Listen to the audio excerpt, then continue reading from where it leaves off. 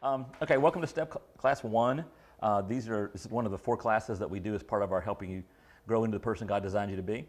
And Step 1 class is this one. It's about deciding to be a partner, and I'm just going to go in and tell you a whole lot of stuff you may not even know. Even if you've been here for a long time, you may not know some of the things we're going to tell you tonight.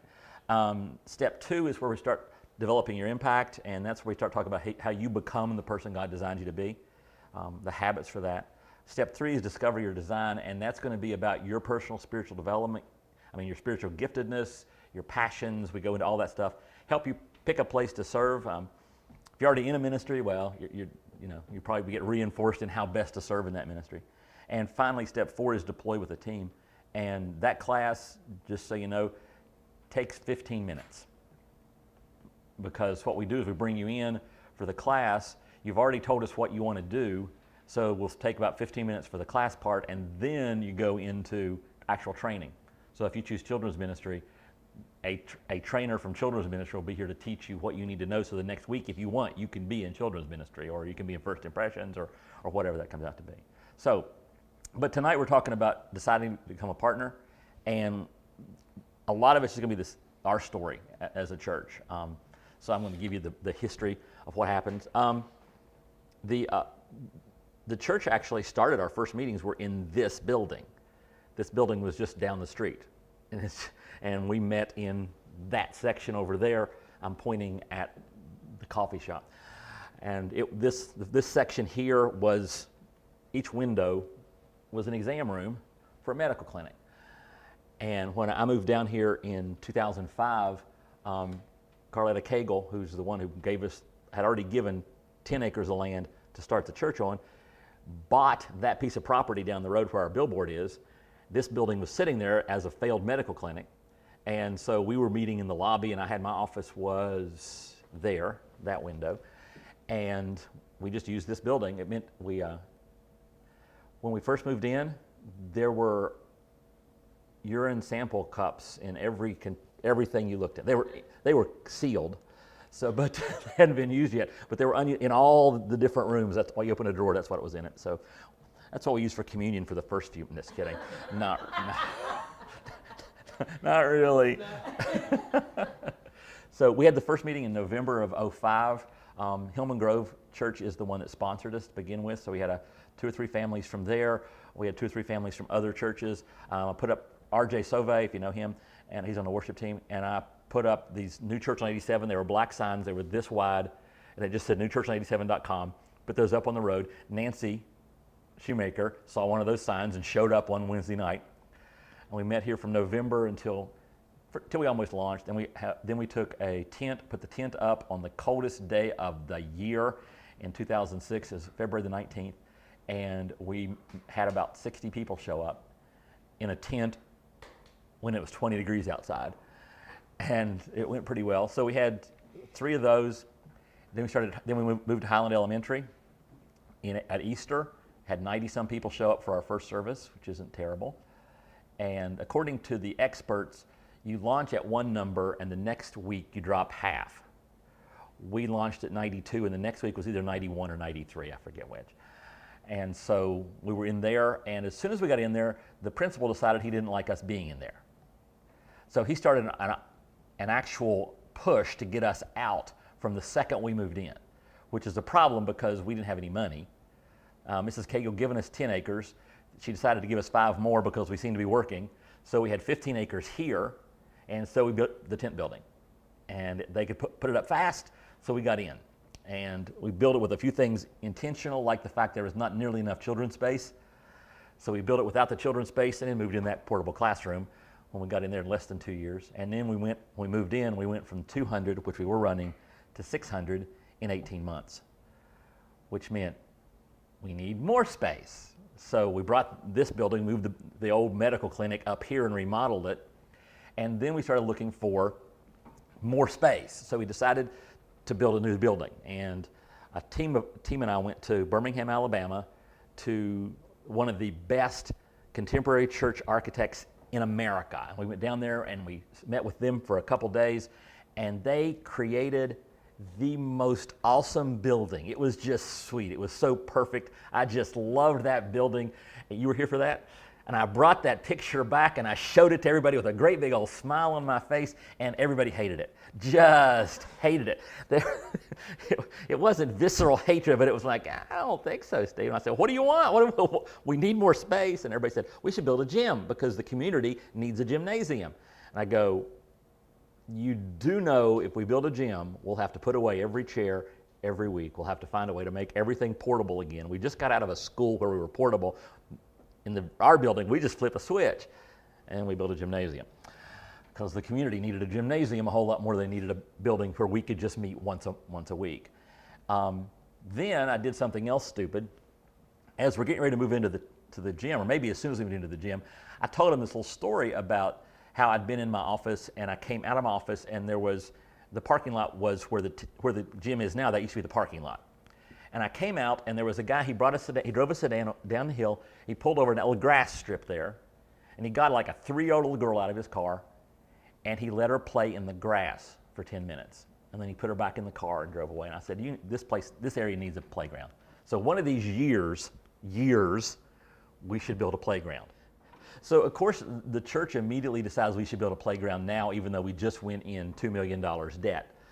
And so they start a fundraiser, somebody donates the equipment that's out there, it goes crazy, and when we actually did the dedication service for all the buildings, it included the playground in September of that year. We moved into that building in the gym in April, and by September we had the gymnasium.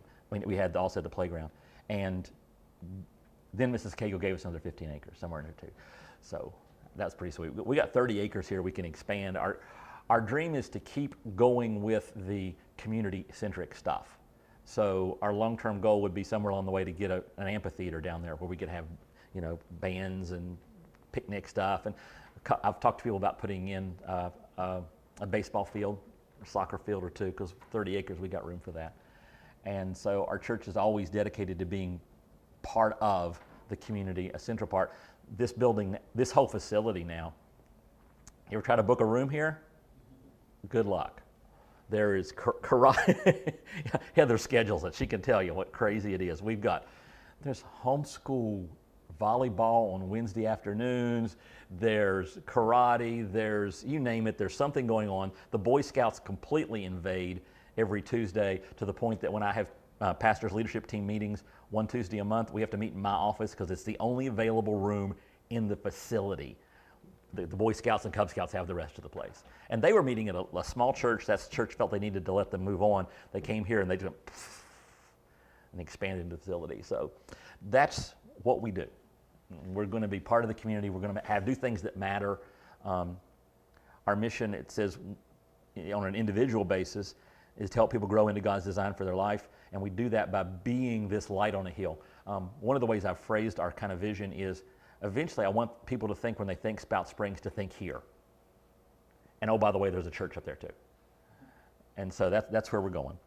So let's start talking about how we do it, because you can have a great idea, you can have a vision, but if you don't have a strategy to get there, you ain't going to get there. And so you may learn a few things about why we do some of the things we do here. And our strategy, I like to do it as a 4-quadrant diagram. Let's see if I can get this right for you. And it starts out with welcome home. And by the way, I'm getting close to the first blanks. If you're a blanks person, they're coming. Just so you can, because I haven't done blanks yet. It starts out with welcome home. Welcome home is the fact that we make it so anybody who shows up feels like they're in the right place. That starts with the first blank is loving acceptance. We don't care what went wrong in your past. Every once in a while somebody will tell me, oh, I couldn't come to your church. You don't know what I've done in my past. And I'm like, come on, you wouldn't make our top 5. You would not believe what people are done. And wherever you're at on your spiritual journey, you're welcome here. We have atheists. We had a guy a few years back who we have little blue cards sometimes in the bulletin. And one Sunday I get a blue card back, and there are handwritten questions literally on every space you could put a question. It was just completely front and back covered. And the guy was an atheist, raised in an atheist home. I mean, his parents are intellectual atheists. And his wife had been a faithful Christian, married him, got away from church, felt like she needed to get back, started dragging him along. And he'd been coming for over a year when he sent me. I didn't know he was here yet. And he sent me, and we started meeting once a month, every few weeks, at a local establishment. And we'd talk for 3 hours at a time. And a year or so later, he accepted Christ and we baptized him. So that welcome home means I don't care what you're coming from, you're welcome here. And you know, if you just as a warning, if you weren't here for it, that means welcome home. Okay, that means anybody's allowed in the front door, and we say welcome to anybody. That also means we have authentic worship. Authentic worship means what works for you. It's not on a regular basis, somebody who's from a more free worship background or a Pentecostal, something like that, will come to me and say, Steve, how do we get everybody raising their hands and dancing around? And my response is, we don't want everybody raising their hands and dancing around, because that's not everybody's authenticity. If you watch Pastor Barry, he's very much of an introvert. And if the worship song is hitting him, he doesn't sing loud or he bows his head. And if it's really, really, really, he's really feeling moved, he actually sits down. And so we look for authentic worship. Now that means also, we've got special forces guys who do some things that involves keeping their emotions incredibly in check. To expect them to be doing that is probably a bit of a stretch. So we encourage and love the people that raise their hands and dance around a little bit. That's way cool. And we love the people who just stand there, because that's authentic for them at that moment. So authentic worship, and finally is relevant teaching. That's the third blank there. If you check the books in the Bible, especially the letters that Paul wrote and those people wrote, 60% of it's practical application. And I think if what I teach you on Sunday doesn't impact your life on Monday, we've been wasting our time. And so that means we don't go into the Greek and don't dig deep on the words. Believe it or not, I can pull that off if I need to. My path was going to be a New Testament professor. That was my goal in life. And God said, no, I don't want you to do that. So he blocked that one pretty thoroughly. So relevant teaching means I'm not going to try to, I don't care if you ever figure out what I know or used to know. I've forgotten a few things now. No big words. But underneath all that, while we're doing the welcome home, we're pushing you towards spiritual connection, the next piece, which is making that decision. It's helping that atheist come to the realization they need a relationship with Christ. And so it's always blue bags. It's always that. Are you ready to make a decision? Matter of fact, one of the things I do in every sermon, I know Pastor Barry does, all the speakers do, is we're wanting you to make a spiritual step toward God every week, no matter where you are. Your spiritual development means that spiritual connection means you're starting that process. And now, when you take, this is the part where I say this is just how much it is on the welcome home for everybody.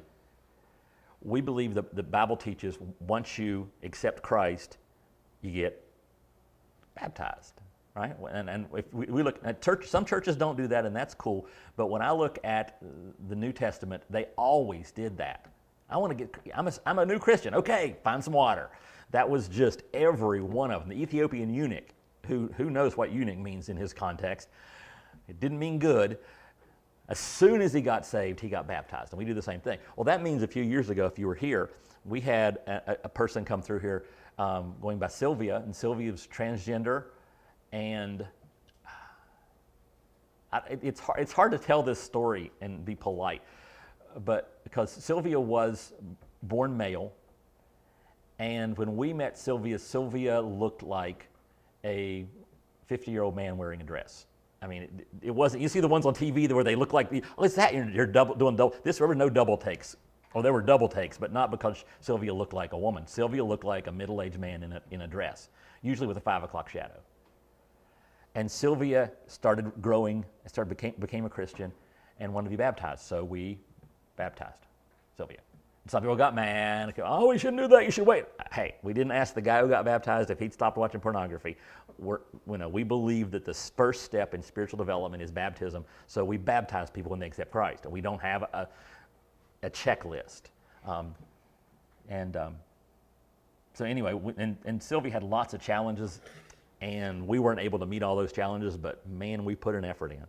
And so when I say welcome home, I mean welcome home. When I say spiritual connection, I mean spiritual connection. And God's in charge of helping that person grow into the next piece, which is the spiritual development piece in the process. And spiritual development consists primarily of step classes, which you're already in, and connection groups. We're really big on connection groups. We're getting bigger and bigger because that's where discipleship happens. The connection groups give us three things, and they're really important. First, it's a place to connect with others. You've been there on Sunday morning.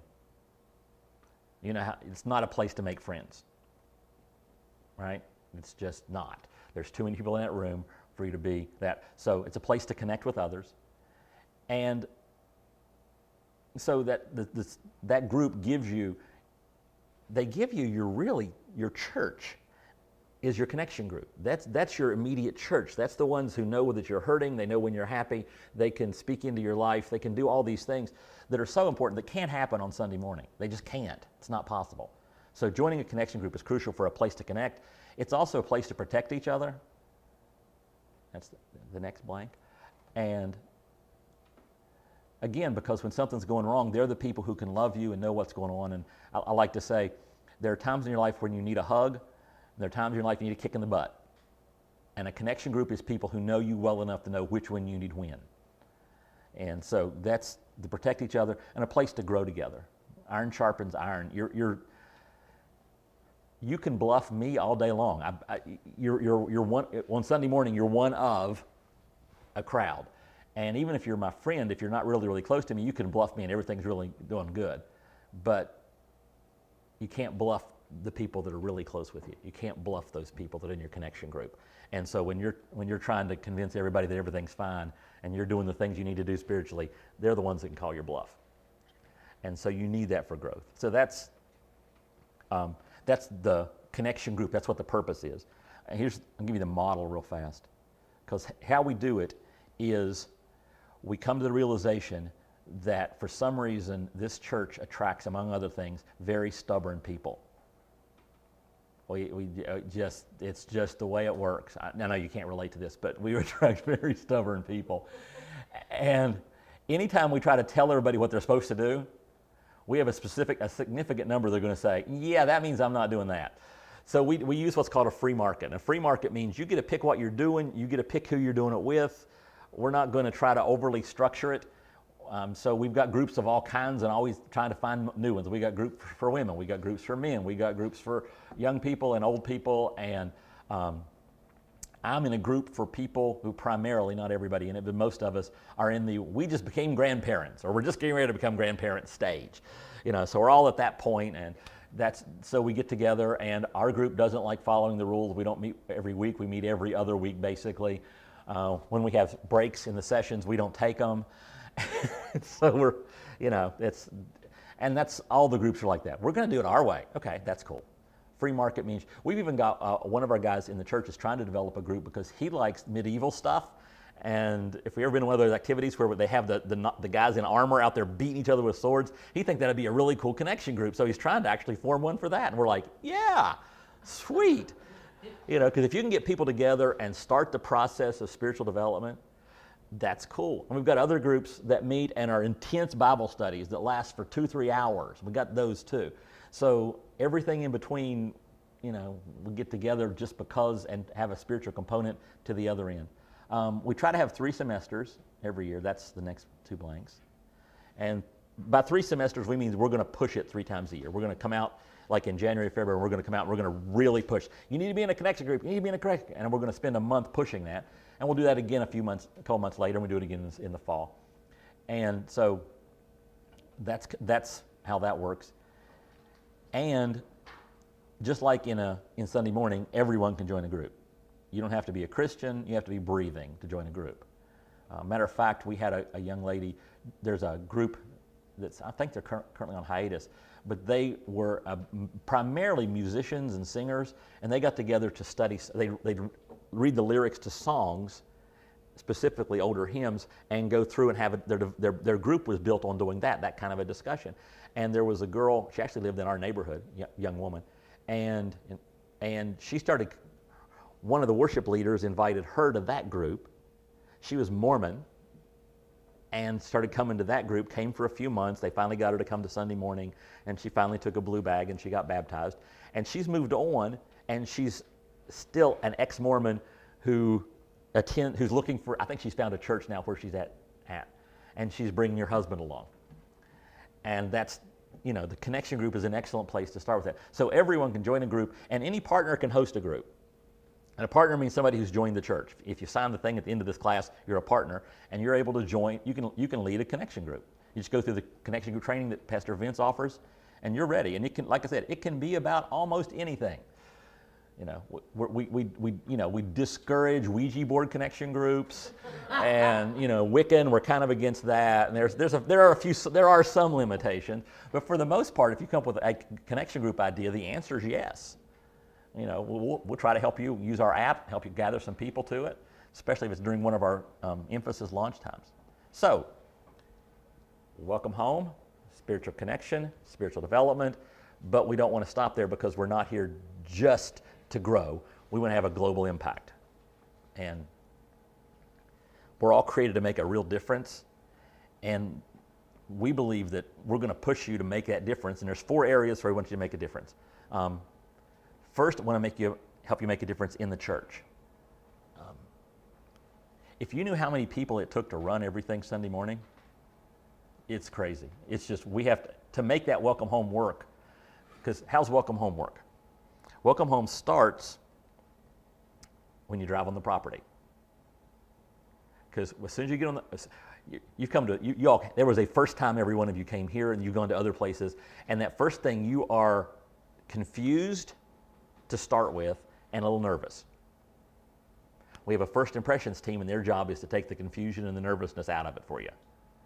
So we have we have people up in the parking lot going, because your first confusion is, where do I park? And you turn, there's a guy with an orange vest saying go this way. I'll go this way. There's a sign that says first time guest. I'll go there. Unless you want to be undercover, and then you stealthily find another parking space and sneak in your own way. But even then, if you're like, what do I do now? There's somebody telling you what to do now.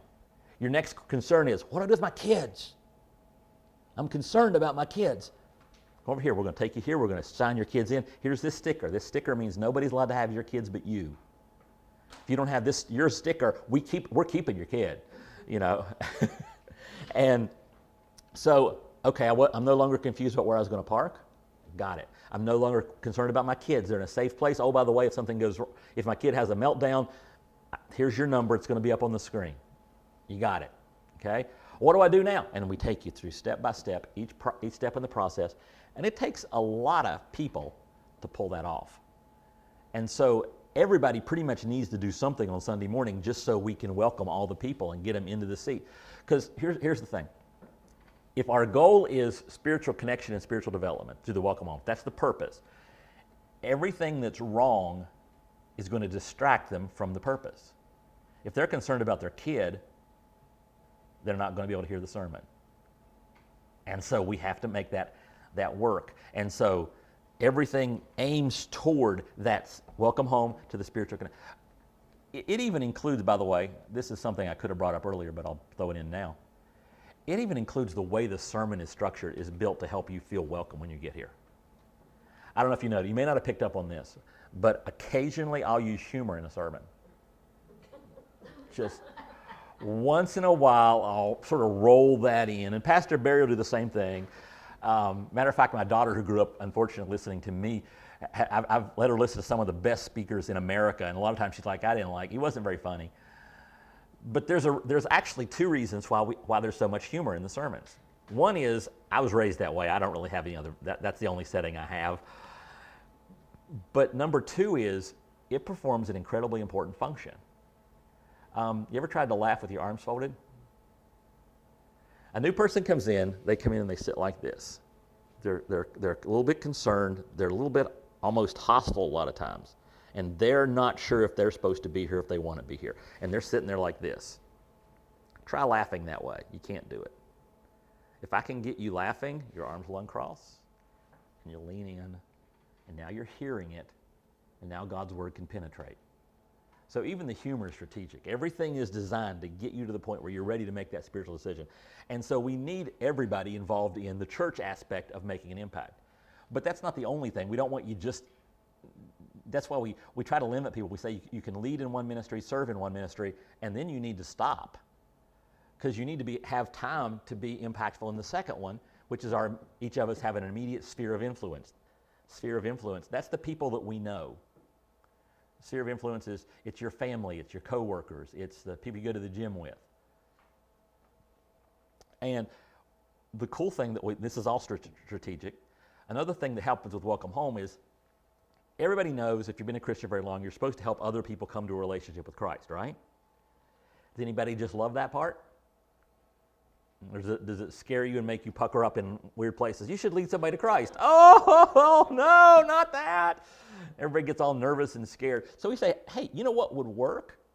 Would be if instead of you trying to take somebody through the whole process of becoming a Christian, what if you just let them bring them someplace and you let some guy who likes to talk, who's trained in it, explain the gospel? That's easier. So we say, you don't need to try, and if God opens the door and you should want to learn how to do that, that's great. But if you're not quite ready for that yet, here's what you do. You invest in somebody's life, you get to know them, and then you bring them to church like you did today. And then you don't have to worry about explaining the gospel, because that's what I do, is I help them move, however long it takes them, into a relationship with Christ. And so all you got to do is invest and invite. Get to know the person, get the right to invite them, and you invite them to church. And so that's how you do your sphere of influence. You're listening to them, you're loving them. And then comes the community. Like I told you some examples, how we work really hard to change our community to invest in that sphere of influence. And then finally, we want to make an impact around the world. And I'll give you the examples, what I mean by around the world. Because I'll give you this story. When each of my daughters graduates from high school, I take them on a mission trip. They get to pick the country, and we go on a mission trip to that country. And when Nikki, my oldest, graduated, we went to Athens, Greece, and we worked with Muslim refugees coming into Greece. They usually start in Afghanistan, move to Iraq, raise enough money to get into Greece. They get into Athens, raise enough money to get to Paris or somewhere with an economy, because Greece doesn't have one. And so they had a free reign pretty much to minister to these people. They did English as a second language classes, and we're over there for a week. And we went in and we said, what do you need? There's just the two of us. How can we help? And so we helped them organize their clothes closet. I taught English as a second language class for a while because somebody was out. Nikki watched their kids while I was speaking to them upstairs. And we just tried, I've been known to be an encourager, so we went and just encouraged them and helped them, and they actually enjoyed having us there, I think. There was a group from America coming in the next week or two to that same ministry. And they met in a 2-story building, and they stored stuff under the stairs, and they had a curtain over the stairs. There was a group coming from America to wall that in. They didn't really want it walled in. They were fine with a curtain. It was not a priority for them. But the group from America wanted to come and feel like they'd accomplished something they go back and show pictures of, something made them feel good. I call it guilt missions. You're doing something so you feel good when you go back home. We will not do that. I mean, we found Cambodia, the mission we have there, because we had a couple over there working to fight human trafficking through International Justice Mission. He was a lawyer, still is. And she got over there and she realized all these little boys, she has little boys herself, she realized all these little boys were in such danger, and she found a ministry that was reaching out to them. And I'm not bragging too much to say, the way we structure that with them, where we send a mission team every other year, and then we send them the money every year as if we were going, that enabled them to hire a ton of new employees. And we are saving lives every day in Phnom Penh. Okay, I don't want to build a stinking little closet. I want to do something that has an actual impact. And we're hoping to have like 2 or 3 of those really significant impact ministries throughout the world. I'd like for us to eventually make a connection in Europe. Europe needs something badly. Maybe South America, we've talked about that. And then we're other opportunities where we find a ministry where we can support in some way, maybe not as intensely as we do that one. But we're looking to make a difference throughout the world, because there's enough feel-good missions out there. We don't need to do that. So now, moving on to the next part, which is the part which scares people off, is because we're limited, because we're just one church, we also have to cooperate. If we're going to be effective in reaching the world, we have to cooperate with others. In other words, we can't send out a bunch of missionaries. So there's a list in your thing of some groups that we cooperate with. For instance, we cooperate with the Southern Baptist Convention, which technically makes us a Southern Baptist church. Don't freak out. One reason we're part of that, they helped us plant the church, and the Southern Baptist Convention basically leaves you alone. As long as you don't go crazy on the heresy chart, they're fine. Just help us out a little bit. So we send it. We also, one of the best things about being a part of that group is they have what's called the International Mission Board, which is the largest Protestant mission sending agency in the world.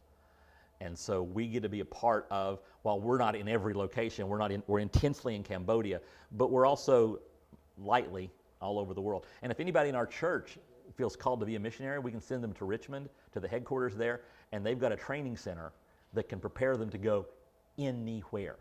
I've been there once for a class. They've got squat toilets, so you can learn how to go to the bathroom anywhere in the world. I mean, it's an intensely good training center that sends people everywhere. When I want to take my daughters, and they say, okay, I want to go, like Sierra wanted to go to Italy.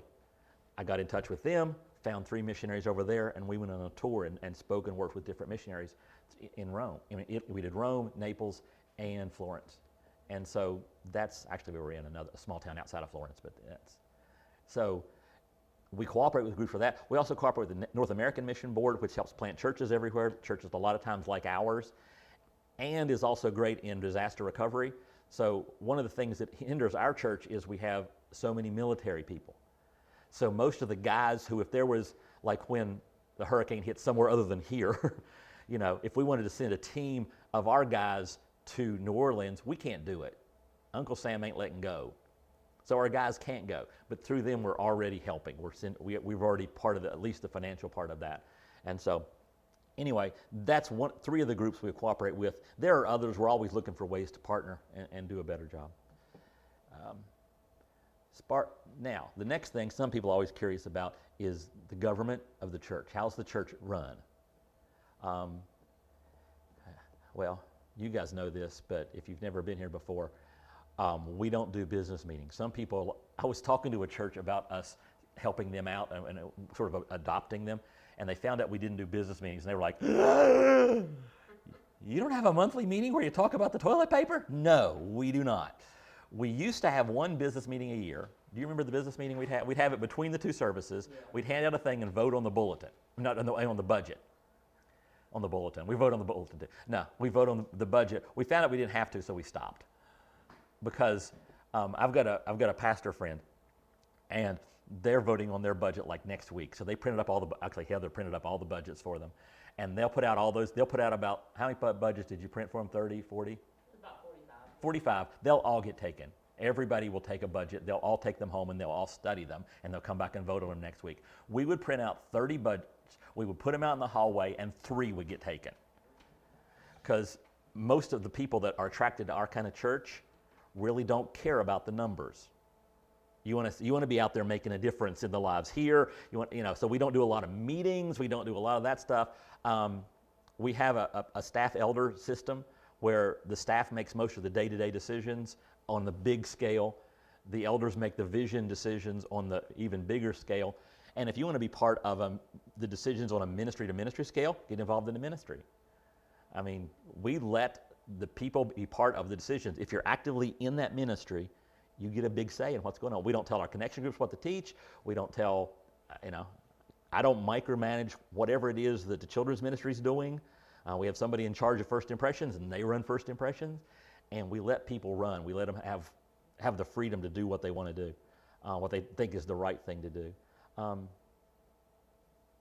To be really honest, I have a lot of power because I started the church and I've got a really big voice in how decisions are made.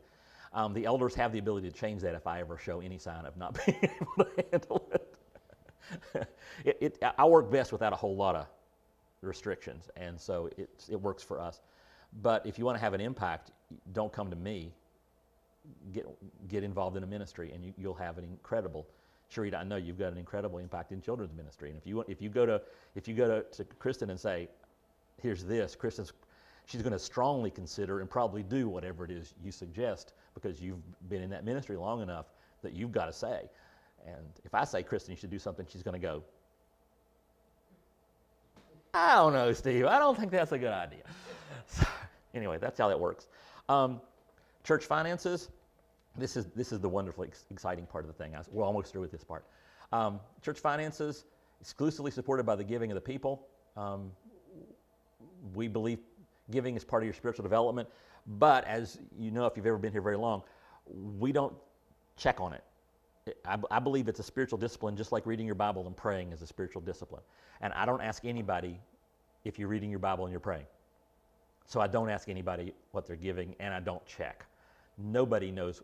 Whatever you're giving at this church, the counters might accidentally figure it out if they know your name. And they're not telling, but there's nobody checking on it. There's nobody going back and seeing what you're doing. It's just totally between you and God. And so that's how we work. We think that's the right way to do that. So, but by the way, we don't put out the budget, but if you want to know what it is, ask somebody. We won't show you salaries. That's kind of a personal thing. But if you want to know what the budget looks like, just send us an email and ask, or to walk up to somebody and ask. We'd be glad to show it to you online, send you a link that you can look at it, or print out a copy if you want. But like I said, we gave out 3 every year when we put them on a table, so we're not expecting we've never had a rush when I tell people that, "Okay, I got it." No, but it's available if you want to see it. It's not, we're above board with it. We're not trying to hide anything. Just people don't seem to want to know. So, but if you want to know, if you're curious sometime, just ask. All right, now, the last section is about becoming a partner, which is member. Do you want to do that? We changed it from members to partners because you can be a member of Sam's Club. I want people to actually say, "I want to be part of this. I want to be on the ground floor. I don't want to be working. I want to be committed to the success to reaching people through this church." Why do you want to do that? Well, this is just my observation. A lot of people say, "I can be a great Christian without going to church." And I say, well, theoretically that makes a little bit of sense, but I've seen only 2 outcomes for people who decide they want to be a Christian and not go to church. They either end up crazy or lazy. Those are blanks, if you want to fill those in. They end up being crazy or lazy. Most of the time it's just lazy. They just never actually do anything for the kingdom of God. They're good Christians, and they watch preachers online, and they read their Bible, and they pray, and they never tell anybody about Jesus, and they never help anybody other than maybe writing a check to or sending a check or a donation to some organization. They never do anything. They become lazy, and some of them become crazy, and they go out, and they're the ones with the blogs you hear about. And so I don't want you to be crazy or lazy. I want you to be connected with a group of people who can tell you you're getting crazy or lazy. Okay. Also, we don't want to be. Okay, we don't want to be cultural. We're not fans of cultural Christianity. Well, if you were here today, I kind of mentioned that concept, that we want to engage the culture instead of isolating ourselves in an alternative culture. You got to know what's going on around you. There's enough of a Christian culture out there that you could go the rest of your life and never read a non-Christian book, and never listen to a non-Christian song, and never see a non-Christian movie. You could do that, and you'd have no connection with the people around you, and you'd not be able to interact with them. And our culture is changing too fast for us to withdraw. We got to be out there, knowing what's going on, talking about what's going on. That's one of the reasons we're doing the Seek First to Understand, where we go through and we talk about topics that actually matter. So that's coming. We try that once a quarter. Then we don't promote casual Christianity either. That means we challenge ourselves to continuously move deeper in our understanding and application of our faith. Understanding and application. If you want to do one more blank there. Asking hard questions, and that's not necessary, but we believe it's the right thing to do. And we're called to make a real impact, is the next blank there. There's 2 important links there. At least one of them is important, not about the other one. The one link is for the daily devotion I do, the 2 minutes. So if you want to actually start watching those, that's there. I just found Wanted to make an impact, especially in people who are in a hurry, and so came up with the concept of a 2-minute devotion you can watch every day. And then we also have a woman on our teaching team who speaks 4 or 5 times a year is what that's going to come out to. And so some people are from traditions where women speaking in church is weird. And so that's a sermon that I did on what we believe the Bible teaches on women in that kind of a role. And if you're curious or concerned or whatever, that's why we believe that's an okay thing to do. Not just an okay thing, we think it's the right thing to do. Okay. Now, the last little piece here, 4 blanks about the covenant. If you're going to be a partner, it means you're part of a covenant, okay? And the covenant, there's just a few pieces. Number 1, I'll protect the unity of my church. I'll protect the unity of my church. There's way too much divisiveness in our culture, and there's way too many people coming to churches wanting to stir things up. We don't have time for that. By the way, that also means that we only focus on the major stuff. That's why we don't talk about, I don't speak on what Tuesday in July Jesus is coming back. I'm not going to get focused on that. We say, here are the most important things, and we're not going to worry about the other stuff right now. So I'm going to act in love toward my other partners in the church. I'm not going to gossip. I'm going to follow the leaders. And this is just an interesting thing for you, Bree. When we hired Vince to do our connection groups. Well, Vince comes from a tradition in a church where the best answer usually is the pastor said so. So Vince was meeting with people saying, well, Steve said so. And I pulled him aside and said, that's not going to cut it here. I said the people here, I think they like me and they listen to me, but we've always told them why. We always take the time to explain why we're doing something. And they're not going to take it very well if you don't explain why. If you can't explain why, we shouldn't be doing it. So he had to learn that lesson because he came from something different where he was at. But it's like our church, they're just used to us telling you what, if we're going to go to a second service, we're going to move the service. If we're going to, whatever we do that's a real impact, we're going to tell you why. And if you don't understand why, ask. Then we'll explain it better. And so that helps with the unity of the church, is everybody knows the why. I'll share the responsibility of the church is number 2. That means praying for the church, inviting people, welcoming people, even and especially the people that are different. Number 3, I'll serve the ministry of my church. That's by discovering your gifts and talents, like we talk about the next few weeks, and developing that servant hearts and looking for a way to be part of it. And I'll support the testimony of my church by attending and joining a connection group and living a life that doesn't embarrass us too bad.